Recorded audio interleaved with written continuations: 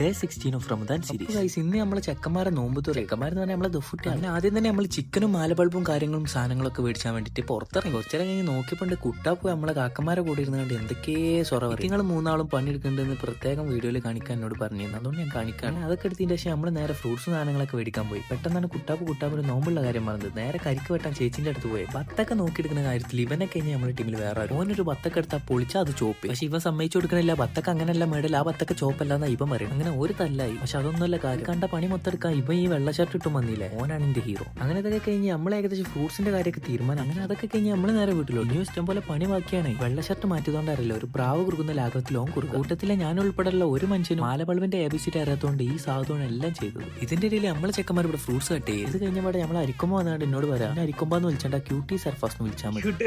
ഓൻ പറയുന്നത് കേട്ടില്ല, ക്യൂട്ടി അല്ല സർഫാസ്. അങ്ങനെ നമ്മളെ നോമ്പുതോറിന്റെ മെയിൻ സാധനമായ പൊരിക്കടിയും ഇതൊക്കെ കഴിഞ്ഞ് നമ്മൾ നേരെ മാലബൾബ് കത്തിച്ച് നോക്കിയപ്പോൾ ആകെ 4 ബൾബ് കത്തി. പക്ഷെ നമ്മളെ ചെക്കൻ വിട്ടുകൊടുക്കാൻ തയ്യാറല്ലായിരുന്നു. രണ്ടാമത്തെ ഊഴത്തിലെല്ലാം സെറ്റ്. അങ്ങനെ ബാങ്ക് കൊടുക്കാരായി നമ്മൾ സാധനങ്ങളൊക്കെ സെറ്റ് ആക്കലോടെ. ഇത് കഴിഞ്ഞപ്പോൾ ഒരു സംഭവം